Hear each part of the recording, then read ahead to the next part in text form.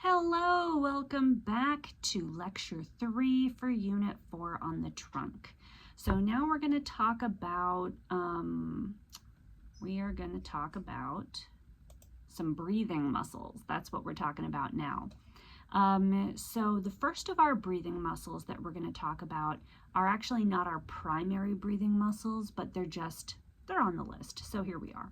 And that's our serratus muscles. Now, we already kind of touched on serratus anterior, which is a scapular muscle back in the shoulder unit. But what we're focusing on now are the serratus posterior muscles. So this is on page 216 in your book. We have serratus posterior superior and serratus posterior inferior. Superior is up in your upper back, and its primary action is to elevate the ribs during inhalation. It's a breathing muscle. I do find, though, that because the origin crosses up onto C7 as it's coming down, when clients get like whiplash and neck injuries, because C7 is like involved, you can get a little bit of creeping tension, pain, and compensation down into your serratus posterior superior muscle from that neck injury. It's just like crawling down into the upper back. So that's serratus posterior superior. It is often mistaken for a rhomboid when you're palpating, but you can tell because it's a little higher up and it is like gritty and flat, really flat to the ribs. You can see the origin and insertion in your book. Serratus posterior inferior is still in on page 216, and what the inferior muscles do is they depress the ribs during forced exhalation. I just saw a typo in my notes. 1 second. Forced exhalation. There we go. Saving there. So the posterior muscles, these are the inferior serratus posterior inferior. We usually don't actually need, because when we breathe out, like when we breathe in, we need our muscles of inspiration to help, like expand our rib cage. But when we breathe out, mostly what's happening is we're just relaxing those muscles, and breathing out is passive. So you only use muscles of exhalation if you cough, if you're trying to breathe out forcefully, like to blow out a candle, and it's much less. So serratus posterior inferior is there, but it's often not a very big, bulky muscle. It often does not have a lot of irritation or buildup because it just doesn't get used that often. But I mean, it is there. It's really tough to palpate, though. You usually would not be able to palpate serratus posterior inferior very well. So that's on the back. So now let's talk about the diaphragm. The diaphragm is our primary muscle of inspiration, or primary muscle of inhalation or breathing, right? So it is shaped like this dome inside your lungs that's like coming up under your ribs, and when it is relaxed, it's longer, right? So a relaxed diaphragm is like taller up into your ribs, and then when it shortens, it pulls down. Now, diaphragm is on page 213 of your book. So if you look on page 213 and you see that picture of the diaphragm, what I want you to notice is it's this round dome muscle, and it's originating around the outside. So its origin is all the way around the outside on the inner surface of the lower ribs, through the lumbar vertebra. It has a little bit of a sternal attachment at the xiphoid process. And so it's coming from the outside, and its insertion is that central tendon, right? That bit in the middle And that's what, so when it's shortening, it's pulling that down. And that's part of what's inflating your thoracic cavity, right? Your muscles of inspiration are lifting the rib cage. At the same time, your diaphragm is pulling the thoracic cavity down. So you're just getting this big increase in volume. And that's why your stomach wants to come out when you're breathing, when you're getting a good deep breath, because the diaphragm is pushing down on all your abdominal cavity, right? So the proper action of the diaphragm is to draw down the central tendon, right? That's what we call it, drawing down the central tendon of the diaphragm. But what this is doing is therefore increasing the volume of the thoracic cavity so we can breathe, right? Yeah, there you go. So that's the diaphragm. And again, it's that big dome-shaped muscle, our primary breathing muscle.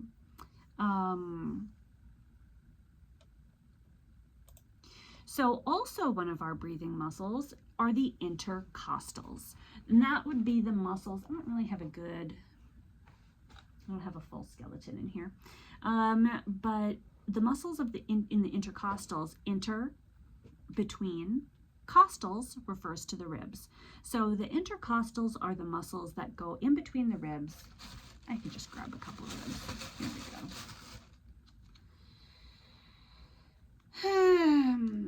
Upside down.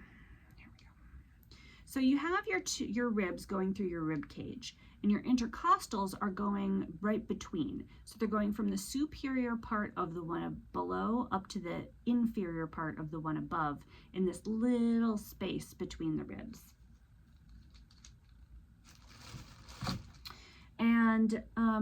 And all we really care about for the intercostals is their fiber direction, because we know they're just going from the bottom of one rib down to the top of the next rib. So the fiber direction is what makes them different, though. Our external intercostals go down in a V, right? And so just like putting your hands into a winter jacket, our external intercostals, if you're looking at the midline, they're coming down, medially down and in, versus our internal intercostals, they're coming, those are the deeper ones, they're coming upward, like a V. So they're coming from the medial out laterally. And this controls whether they are helping with inhalation or exhalation. Okay. Yep. Breathing muscles. Okay, that's only 8 minutes. So I'm going to go on beyond breathing muscles and just launch into the next thing. And I don't think I am going to re-record the intro because that's just the way it is. So let's take a look at some other muscles that are now out of the thoracic area and down in the lumbar abdominal area. So down in our lumbar abdominal area, one muscle of note is quadratus lumborum, or QL. So quadratus lumborum is here on my model, and if I had a rib, it'd be, that's backwards. That's backwards again. Ha. There we go. It'd be like right there. This is the wrong rib for that spot, but just pretend with me.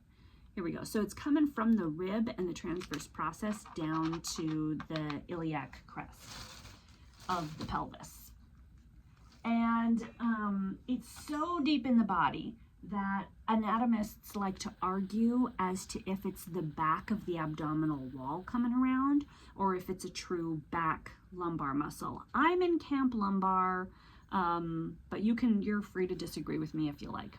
So what QL does is it laterally tilts us in the lumbar area, but usually that does not come from, usually that's not expressed with a side bend. Usually that lateral tilt comes in the form of lifting the hip up. So it hikes up the hip so your leg can swing when you walk. And so the proper thing is to elevate the pelvis on unilaterally, elevate the pelvis or laterally tilt the lumbar. Yeah, so laterally tilt or elevate that side of the pelvis, or laterally flex the vertebral column to the same side if you were like laying on your side and doing a side crunch up. When they are bilateral, what they do is they help to fix the last rib during forced inhalation and exhalation. So they're sort of just bracing the bottom of the rib cage. And they also help to extend the vertebral column or arch back from your low back. QL is a muscle that causes a ton of low back pain. So I definitely recommend paying attention in your technique class when you get to that one. Then after QL, we have the muscles of the abdominal wall. So I'm going to start with the most superficial and work my way deep into the body. The most superficial of our muscles in the abdominal wall is rectus abdominis. Now, I have a book. I can do the book.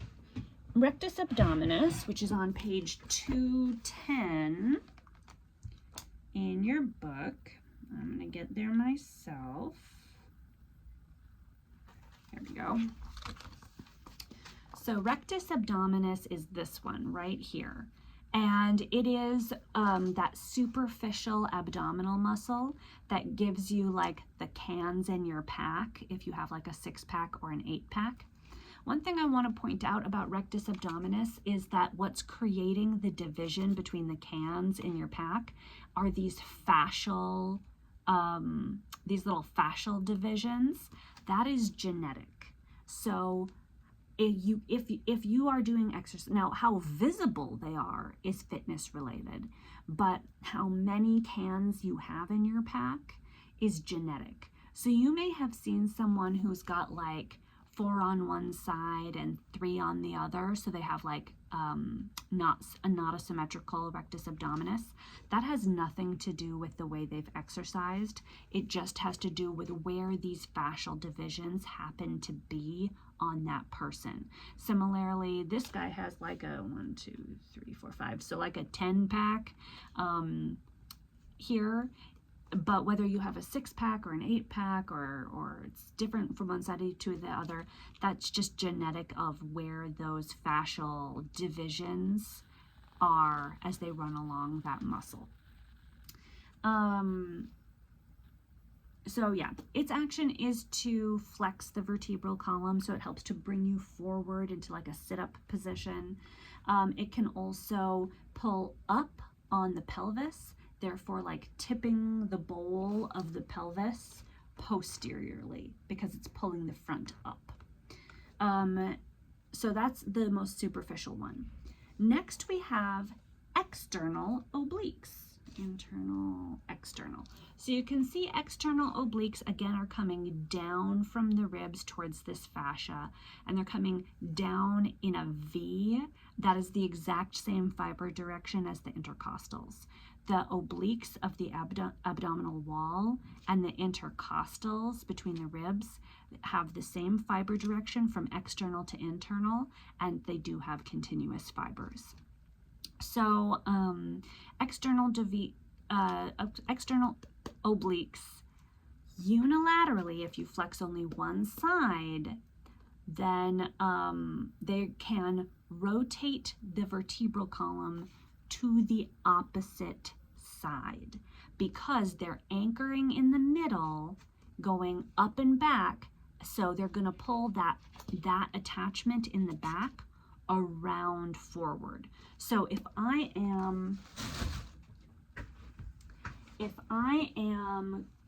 I've got this here, right, I'm facing forward, my right, I pull that forward, it's going to make me turn to my left, right?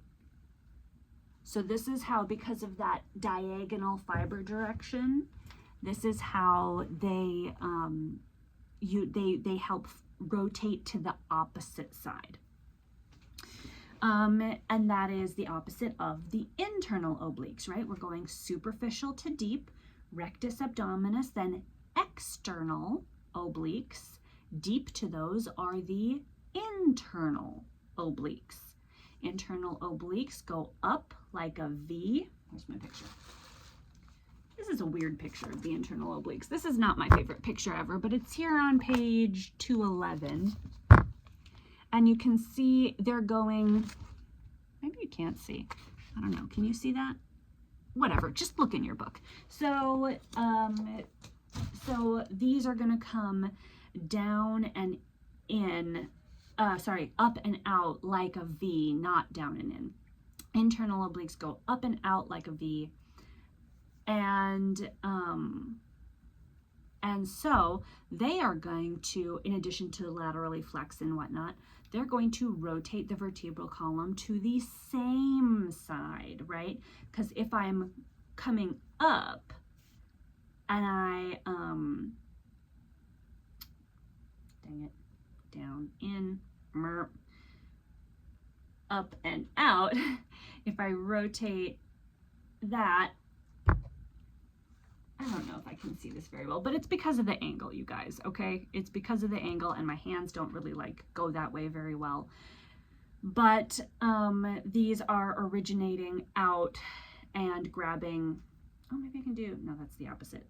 Okay, these are originating out here and grabbing origin, lateral, inguinal ligament, insertion on the ribs, right? So they're out here. So if I am going to pull that way, now it's pulling me towards the same side. No, wait, that way. There we go. Pulling me towards this. Just look in your book. The internal obliques are deep to the external ones, and they rotate things to the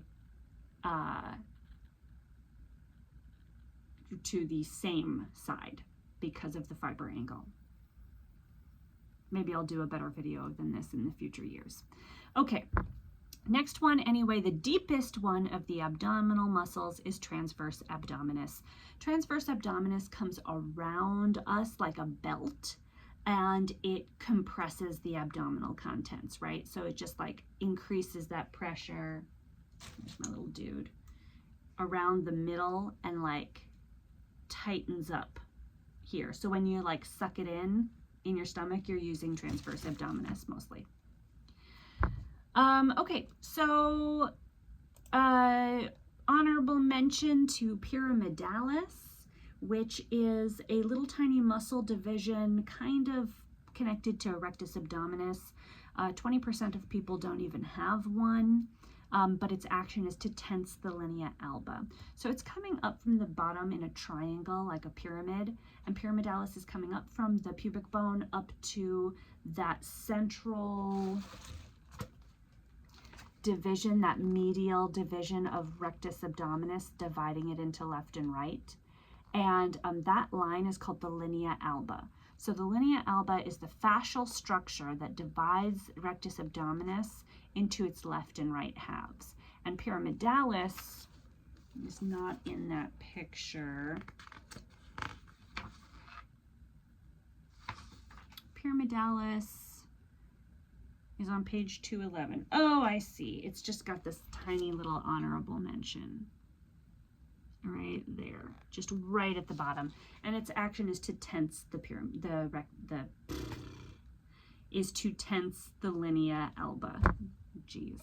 Okay, too many lecture videos in a row. Okay.